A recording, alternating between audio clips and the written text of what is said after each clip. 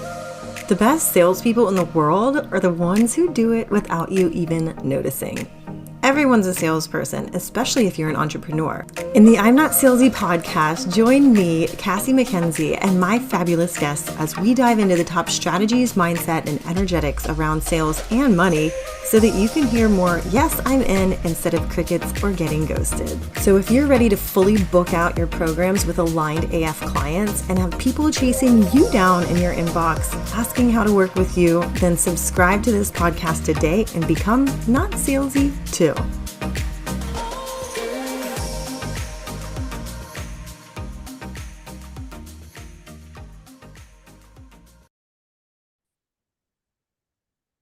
Yay! Welcome to another fun episode of the I'm Not Salesy podcast. And I have a really fun guest today. I have Aleasha Baer. And I'm like looking at Aleasha like, did I pronounce your last name correctly? Because I meant to ask that before. But yeah, so Aleasha is like I think a sister from another mister, to be honest. Like I found Aleasha on LinkedIn and I'm so drawn to like you're so relaxed and like casual, but tell it as it is, which I love. And because I'm the same way too. Although I feel like you're almost like like a spirit animal showing the way for me because like you're like next level to take that on LinkedIn and be yourself. Whereas like when I first came on LinkedIn, I feel like I was still like kind of stuffy, like not really like myself completely. So like I love everything you have to say. But if you guys want to know more about Aleasha, as I like love bomb her, she is a sales strategist, a speaker, and a best-selling author and founder of the Black Sheep Sales Method, because if it's a fit, it's a fact, and there's no selling involved. Like, honestly, that hits me to my heart and my core because, like, I know, like, if I can go back and I can retroactively, like, piece together the strategies I had, but, as a salesperson, like, to be very successful, but, like, at the time, I'm like, "Well, I don't know." Like, I just go in and I talk to them. You know what I mean? Like, I'm not Yeah. like I never listened to Zig Ziglar or anything. I was just like, he said, "Go form relationships," and I'm like, "Okay, here's some muffins and some coffee, and what did you do this past weekend?" Like, you know what I mean? Yeah. Anyway, so, but I'm excited today because Alicia's been a powerhouse too with sales. She's sold over $50 million in services herself, and she's helped others sell 17.5 million over the last 4 years alone because she takes this personal, like proven and personalized approach. And so I want to dive right into that. Today, we're going to be talking about selling based on fit and what she's trademarked as the Black Sheep Sales Method. And that just came about pretty recently, right? Like you getting the trademark and stuff. I've been seeing you branding that on LinkedIn a lot lately, right? Yeah. It's been an evolution Yeah. of, figuring out exactly who my favorite client is and how to talk to them. Yeah. So who is your favorite client? Let's dive into this because I feel like do you feel like even service-based people or just any sales rep can decide who their, favorite types of clients are to sell to and focus on them? Absolutely. Mhm. I don't know about sales reps. Yeah. So when I was a I know sales as that rep, came out of my mouth, I was like, wait, hold on. But yeah, what were you gonna say? when I was a sales rep for somebody Mhm. else, I had to work with a lot of people that I didn't like. Yeah. But yeah, that's one of the reasons I went into business for myself was I get to choose who I work with. Mhm. Yeah, And so a my difference. favorite Yeah, and my favorite clients are service providers, and Mhm. they're usually, I mean, they're black sheep. So they're somebody who does something differently, has a different opinion, a different perspective, approaches things differently than what everyone says they should do. And they have in their life gotten pressure from mainstream people who tell them to do it a certain way. And Mhm. they tried to do it, but it just didn't get them results. Yeah. And there's like these weird things that mainstream tries to push on people. Like, I mean, they used to literally beat people for using their left hand. Like, What?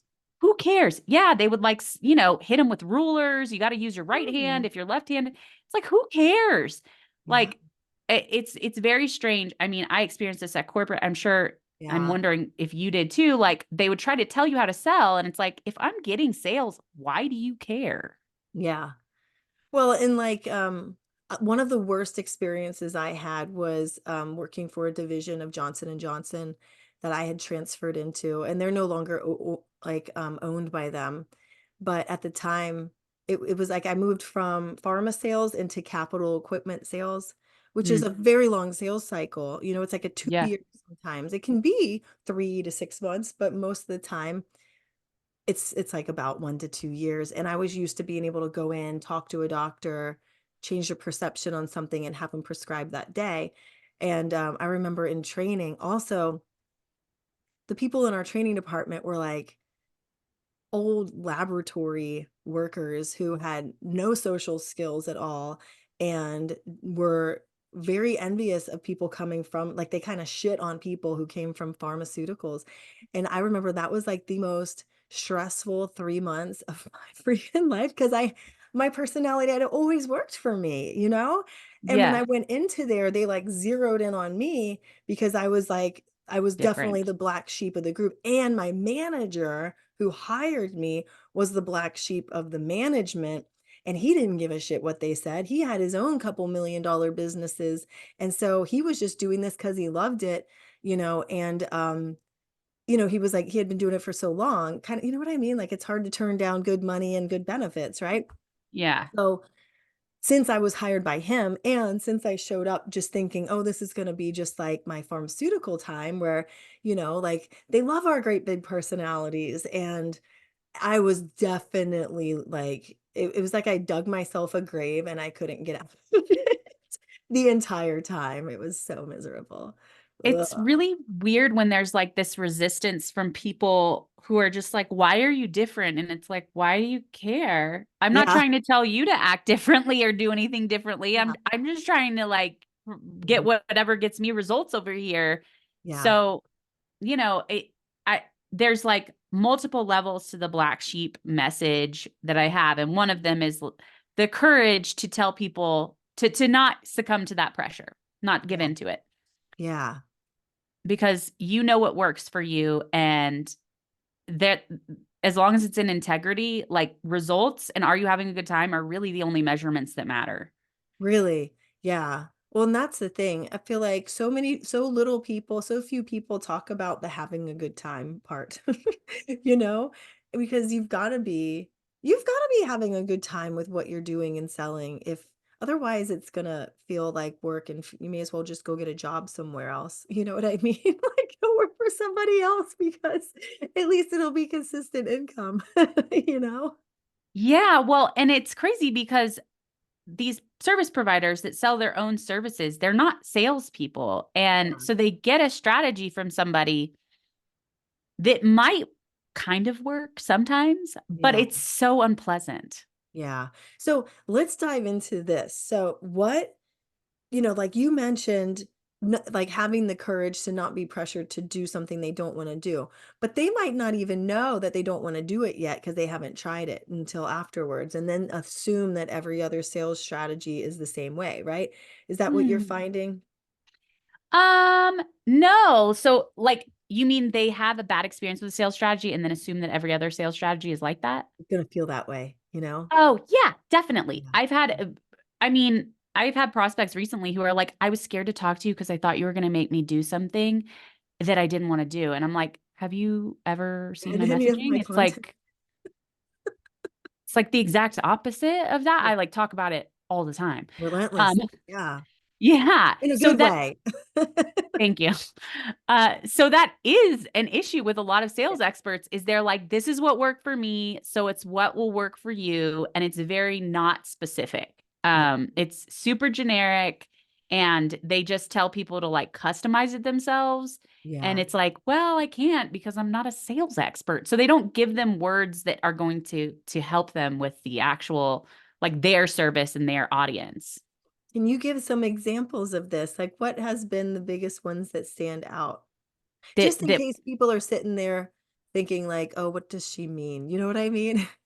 Oh, yeah. Okay. So, I mean, usually the most common sales strategy for a service provider, if they get one from a sales expert, is like, well, what's your goal? And why haven't you gotten there? And why now? And, what's it going to look like if you don't achieve this goal?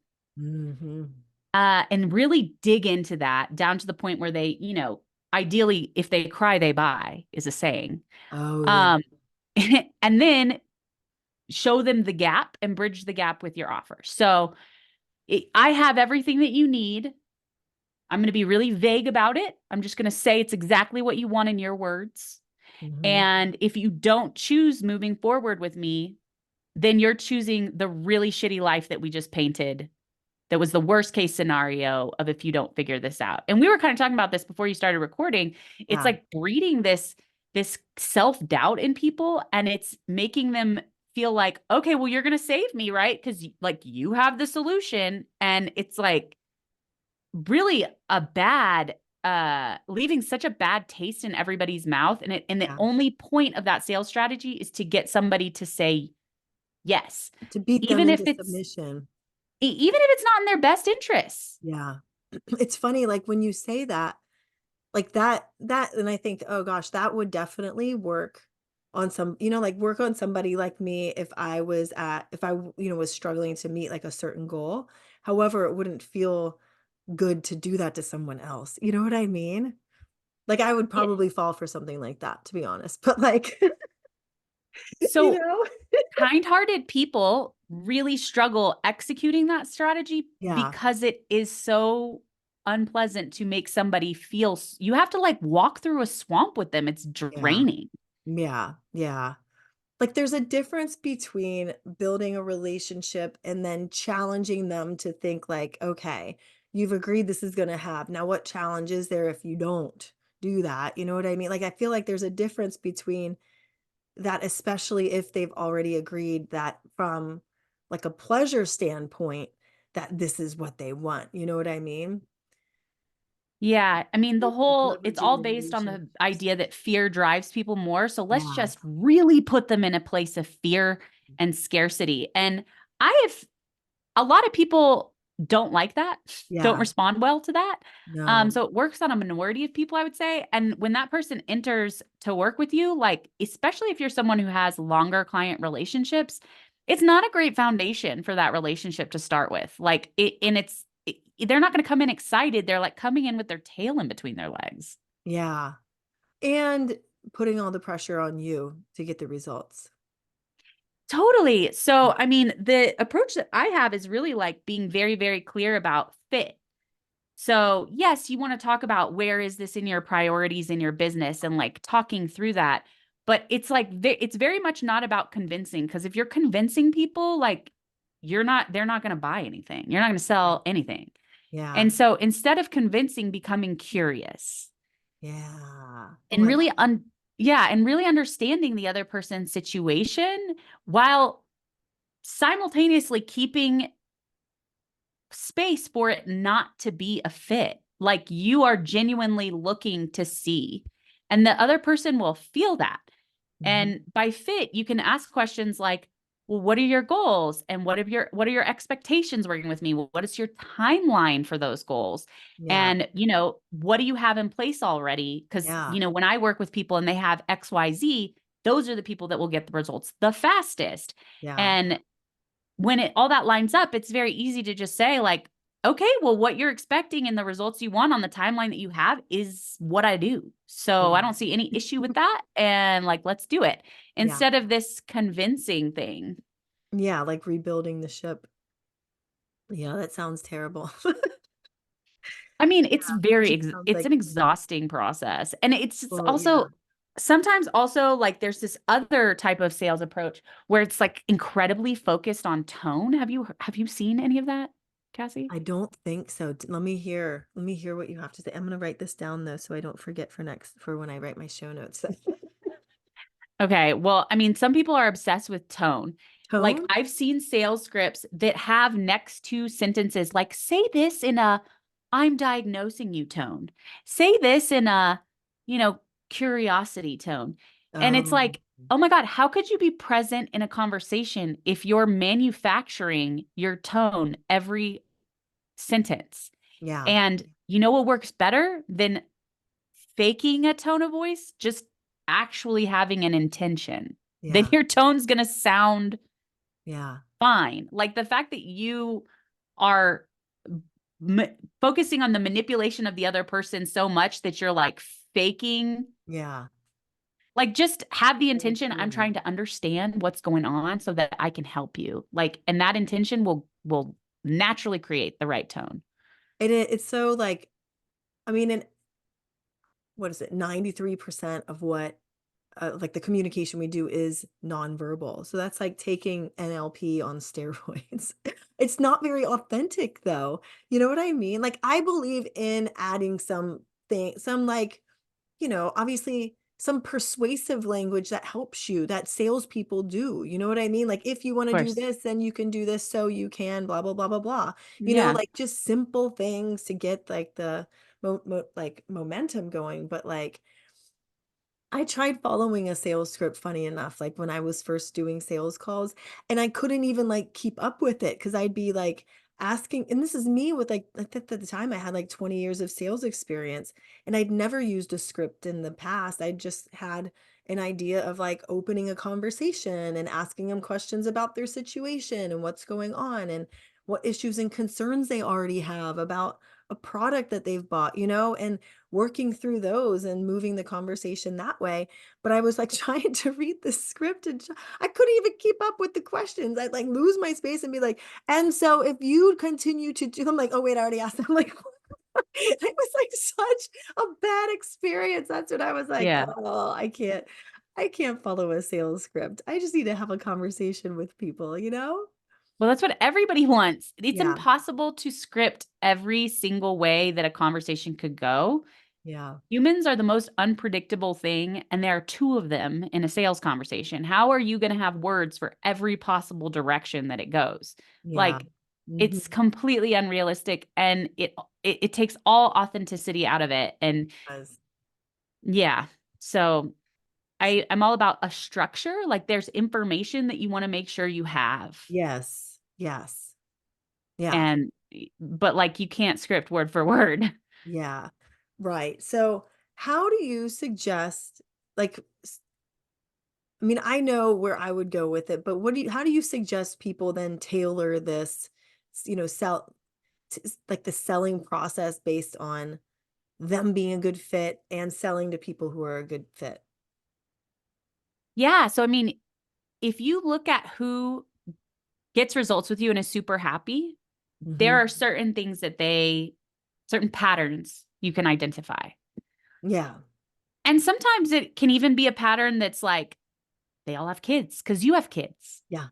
Hmm. or something. Or they have certain things in place or certain experiences that they've already had. Maybe they've been in business a certain amount of time, or they have support on their staff or a team, or they've already gone through branding, or Yeah. they already have a service that they've delivered, or there's lots of things.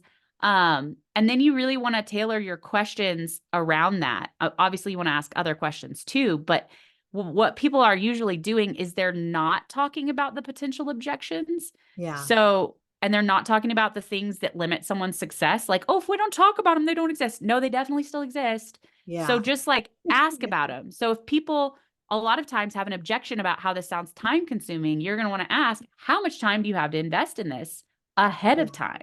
And Yeah. let them know if that's enough or if it's not. And if it's not, be honest. Because like what happened, you're saying you're a natural salesperson basically. And I was a natural salesperson too. And Yeah. so natural salespeople usually don't understand why they're good at sales. Like you were saying, I just go in and have a Yeah. conversation. Hmm. But since, dialing this in over 5 years, I've put Yeah. out words and a formula to it. Yeah. And when Mhm. you ask a natural salesperson, how do you sell? They say, well, I don't really sell. Yeah. And you're like, I don't know what that means. So, what they're Totally. saying is that they are letting someone know when it's not a fit. So they'll say, actually, you don't need this. Yeah. Or you don't need to buy this like more expensive option because your situation doesn't need the bells and whistles. And so you're Yeah. going to go with this. And that makes them say they're not selling. And it's what's going to build the most trust with your prospect. They're going to come back, they're going to refer you.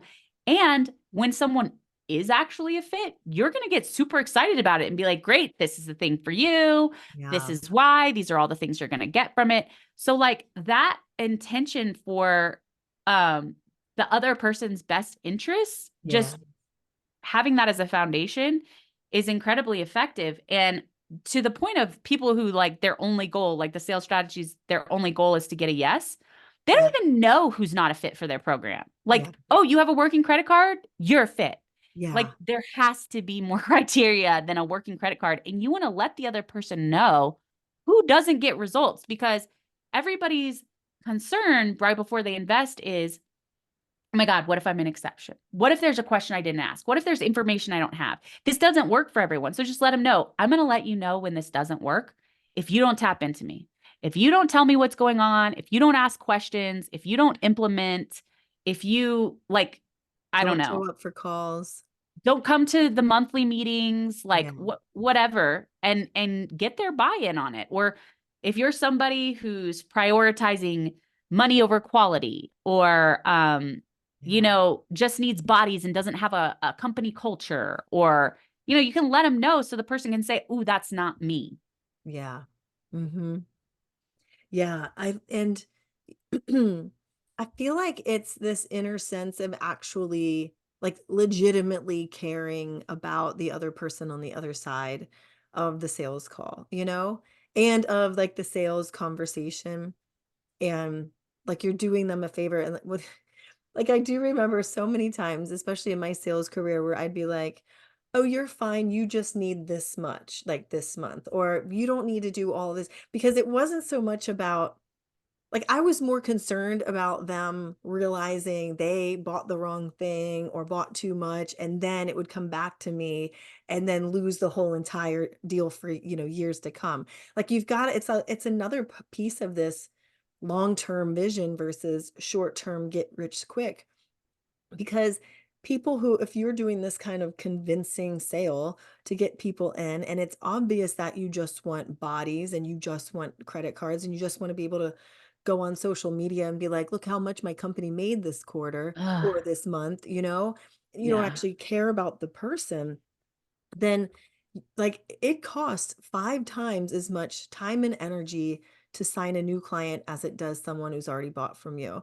So you are Seriously. leaving so much money and time on the table.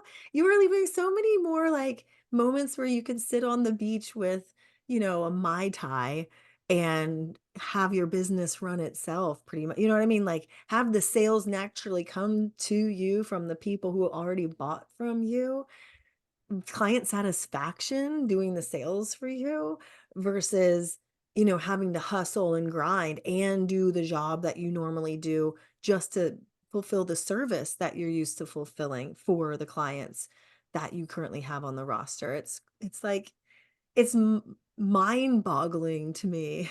Actually, I can never say that right because I've seen, what is it, that Will Ferrell movie where it's like mind-boggling, like like your mind is like Oh, sitting in a bottle. that's funny. I haven't seen that. Like, which one did I say? It's mind-boggling. Yeah, so but it really, like, blows my mind because 'cause I'm like, how, I guess it's, I mean, you would think it'd be common sense to know that, but people must not truly get it, you know? I don't know. It is a fundamental issue in mindset in America, because we've all had the experience where somebody was very attentive in the sales process and then did not Deliver. deliver. Yeah. And Oh, it's like, why would you do that? And all they're doing is focusing on prospects. They're giving prospects more attention than clients. And it should never be that way. yeah. For, Yeah. yes, the client's benefit, but also for your own, to all the Mhm. points that you were saying. And Yeah. it's like having an upsell strategy, having a retention strategy. Like, if you keep burning your clients, you've got a reputation problem. It's going to be harder to get new clients because they're going to hear that you don't deliver. I mean, it Right. seems so common sense, but like majority numbers Yeah. of the mindset being different seems like it's not. I don't know how it's not. I know. That's why I'm such a huge fan of, like, automating a piece or all of like the lead generation process. I mean, obviously like writing content, but having some piece that does the selling for you, once people like enjoy your content and have it have the value and all. But and then focusing your most of your energy on the retention and upselling.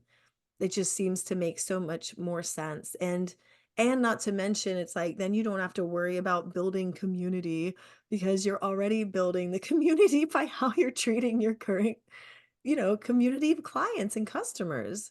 Yeah. I mean, it's just, it's a freaking epidemic. So, knowing who is a fit and who really gets results, you're going to build your community with the right people because they're going to be happy Yeah, because they yeah. get results.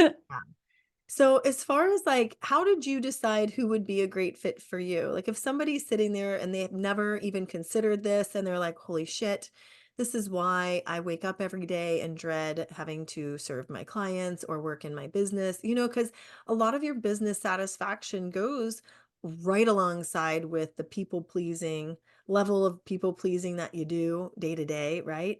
Hmm. And also, let's just mix in a little, like, sprinkle in some fear of raising your prices because you don't want to leave people behind, and so then you end up Yeah. realizing that you're not charging for your genius, and there's all these like it's like a cornucopia of, issues that a lot of times are completely like invisible, right? Like you don't even, especially if this is your first business and you've never Yeah. had one of your own before, it can be scary. So you end up taking a lot of people who aren't a great fit. So if somebody doesn't even know where to start with that, where can you walk us through how you did it? I mean, unfortunately, I have tried to save people from the some money is not better than no money trap Yeah. because it's very tempting Yeah. when you have someone in front of you who wants to pay you something, even Mhm. if it's not the right fit, even if they're asking you to do something out of scope, even if they're trying to pay less than you would feel happy with. Right. And the thing is, those clients will take up so much energy and time that it'll keep you from the good clients who will pay you well.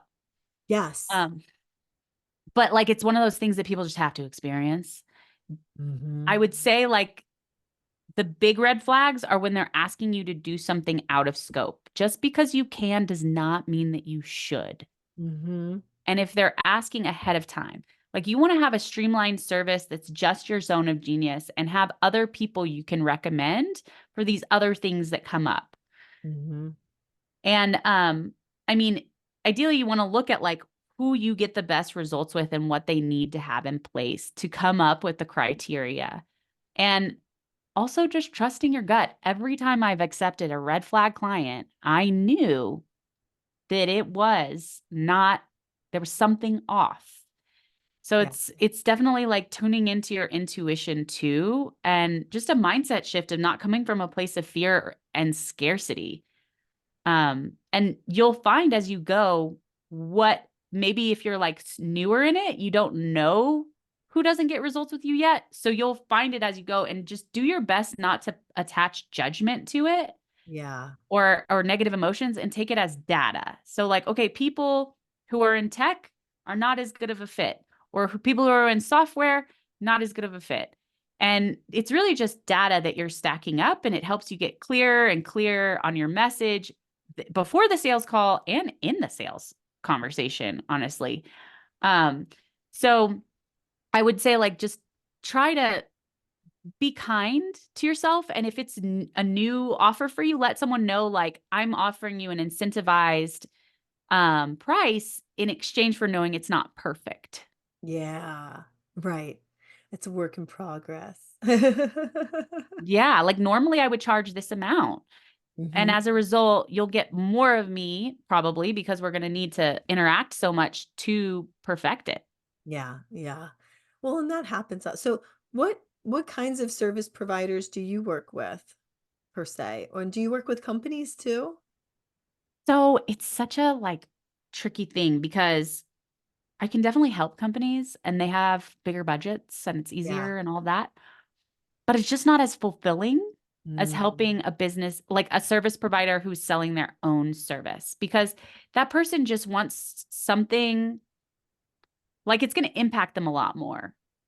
And there's like it's really rewarding to make that Yeah. impact. I'm like kind of addicted to it.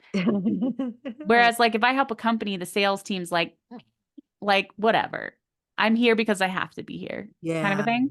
Yeah. Um, so I do really like somebody who's selling their own service for that reason. And I understand their process inside and out. And my superpower is explaining it in like a sentence. It's just like this talent I've been given. So it's really nice to be able to do that for people because they can talk about what they do and how valuable it is confidently, which is an issue a lot of the time, is people Right. like don't know how to communicate the value of what they're doing. Hmm. Um, Right. and then also that combined with the permission to say, oh, this person's just not a fit, because so many people beat themselves up like, why didn't they close? It's something I did. It's like blah, Mhm. blah, blah. Oh, should I go out of my way for this person? And it just makes it so much easier for them to confidently say, actually, you're looking for a done for you marketing agency, and I'm not that, Yeah. Yeah. or whatever the case. Definitely. Oh, yeah. That makes total sense. Yeah. And then you've got your people to refer out to. Yeah. And I mean, ideally, you're setting up like commission affiliate relationships with Affiliates. Yeah. them. And, not that that's the only reason you're going to refer someone, make sure that they're not full of shit, like vet Right. them. Yeah. Totally. But like, yeah, it can be like a nice little symbiotic ecosystem. Yeah, I love that. I did that with one of my actually about a year ago I interviewed a girl who's like a NLP master and she trains, therapists in NLP and trains like salon owners and things. And Hmm. so and really loves it like because it's totally changed her life. And so she comes from like a really heart-based space with NLP too and a lot of people, there's a lot of people out there who don't. And Yeah. so we partner up too, where she actually became one of my clients, and then now she refers her clients that need help with sales to me, and then I refer NLP people to her. So even though, like I said, same thing, even though I'm trained in NLP, like I could probably teach you how to do a bunch of things, but like it's not my wheelhouse. Like I don't really I don't really want to. You know? Yeah. Knowing what you really want to Yeah. do is so important. Yeah. Like, Yeah. Like, I just wanna help with, like, simple shifts in your sales strategy and your like, make it doing what's it? I always get this backwards, like, working smarter, not harder, right? Like, yes. making more money in way fewer hours working, and then also now adding in the side with, like, the nervous system, like, doing the breath work to get your energy behind going out to sell. Oh my gosh. Yeah, A which tongue is really important twister. because it can feel so draining and something that Yeah. you really dread. Yeah. Yeah.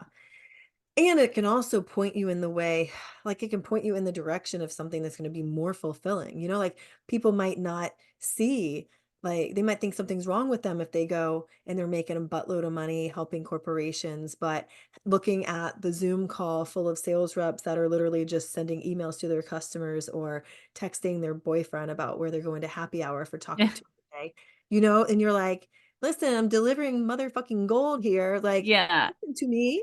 And they're like, I forgot who, like, is this done? You're like, how long does this go till? right. It's like, is this almost done? Can I go? Like, I need to go make sales calls. I need to wrap some things. I need to enter things in my CRM so I don't finish my expense report. Like, Right. It's and such a like, different yeah. vibe. And then you don't get as much good, you don't get very specific feedback. It's not like one of the reps is going to reach out to you and be like, "Oh my God, this totally changed my life." You know what I mean? Unless Yeah. I'm you're like, addicted to that. yeah, I get Yeah. that totally. So, well, what's one last thing that you want to say about, to the black sheep out there who might feel like something's utterly wrong with them? Wait, do sheep have udders? Because if so, I totally did not mean to put it there. No. I Seriously. mean, no, they have like nipples, They but do. not Oh, udders. okay. I think udders are nipples though, so I don't know. I don't know If you actually. think something's nipply wrong with you, but if you feel like, feel like you don't belong or that something feels off. So what do you want to leave them with today? Well, I would like to say that I would like to leave you with the truth that it is 2024 and the time is here when there is a variety of people in decision making positions Hmm. and a new approach is needed. We've been Yeah. through a pandemic. There's AI. The same old strategy isn't going to work. And black sheep are the ones who innovate, who impact, who inspire, and who progress the world forward. If you look at any progress we've ever made, it was definitely someone who had a different idea, and everyone said, that's dangerous and scary and sit down and be quiet. And they said, yeah, I'm going to keep going.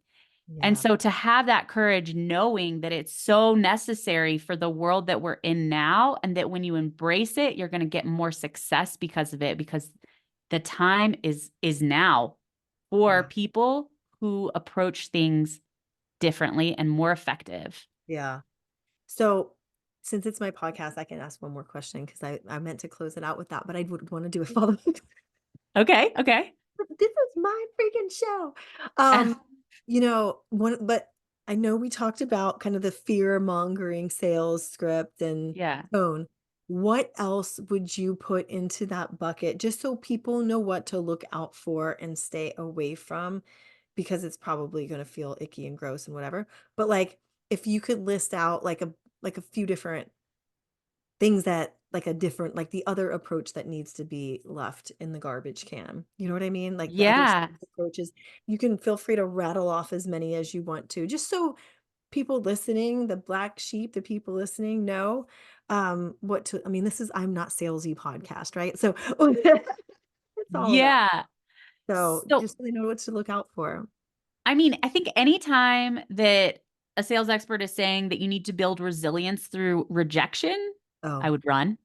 yeah. Like, so you need to do all this cold outreach and stuff. And if you need 25 or less clients that are long-term relationships to be happy, you don't need to be focusing on volume. Yeah. Um, Also, there's like a strategy that's about getting somebody to say yes to a bunch of questions and then they say yes at the end. That's again, the intention is just to get someone to say yes. Also, that's bullshit. A bullshit strategy. But like the intention behind it isn't in the buyer's best interests. So I would say avoid anything that's not in the buyer's best interests. And there's also like this real aggressive alpha male kind of energy to mainstream sales that it has a very condescending feel to it. And they say things like control the call and like be the authority and stuff like that. And that sounds like it's coming from a place of deep insecurity to me. And I don't think that that's necessary. And most people, it requires you to make somebody else feel small. Yeah. And people don't really like that. Yeah. Um, so anything that I would say, just pay attention to your intuition. And if something does not align with you or feel good, listen to that. Because it's not going to feel good or be to the person who's on the receiving end either. They can feel that. Right.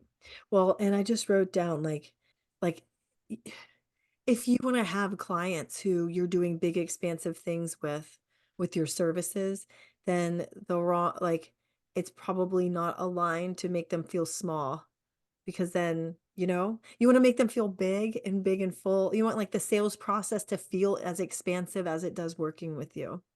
That's what I think, Cassie. That's Mhm. what Yeah. I think. But there are a lot of alpha Mhm. aggressive men who would disagree. What? Oh, I mean, They probably have really small wieners too. oh, They drive a y- big truck. yeah, there's something that they're insecure about for sure. It just feels like if you have something awesome to Yeah. deliver and you get people Mhm. results, there's no reason to have to manipulate or make Um, someone feel small. mhm. Yeah. I think it's a sign that you're not going to deliver something quality. Yeah. Uh-huh. Yeah. So also use this as like all of this stuff goes both ways, like use this as a buyer. Like take these, Oh yeah. recognize these types of things, if people are selling to you in this specific way, then recognize that as like flip the script there as a buyer and know that maybe there's something to, look out for and maintain your power in the sales conversation, whether you're buying or selling too. Very good point. So anyway, yay, we'll end on that. Aleasha, Perfect. tell everybody where they can find you. Yeah. So I would say if this resonated with you, to go listen to my podcast, Sales is Not a Dirty Word, Love it. specifically the episode on how to sell like a natural. And it really lays the foundation, and you can kind of like dig into my solo episodes from there. And then if it's, resonating with you, a lot of people have said that just in the past 72 hours that they've like doubled and tripled their sales from my podcast. So I would say, Awesome. like, what would it be worth if it was specific to you? If that feels like it would be valuable, then there is a lot of, like, in the show notes and on my site, the ability to book a sales level up call. Yay. Well, I'm so excited. Yeah, everybody go check out Aleasha. Go check out Sales is Not a Dirty Word. And you can find her on LinkedIn too. I'll put that link there in the show notes and you can go check her and connect. Hit connect, not follow. Yeah. Unless you're a skis bag, then you can hit follow, but nobody's listening to this as a skis bag. You guys are all cool. Yeah. All righty. Well, thank you, Aleasha, and happy Valentine's Day. I Ooh, hope happy you have Valentine's a Day. beautiful day out there in Denver and wherever you are listening. As the listener of I'm Not Salesy, I hope you have a great day too, and we will be seeing you next week. Bye. Thank you. Wait, hold on. If you loved this episode of I'm Not Salesy, then go ahead and hit subscribe so that you're notified of the next episode. And also leave a 5-star rating and a review. And if you send it to the link in the show notes, we will send you a present in return. We also love to feature reviews on the podcast as well. So we'd love to feature yours. So go ahead and send a screenshot to the inbox and come find me on social media. I love hearing what you're up to and how you're becoming not salesy too. I'll see you in the next episode.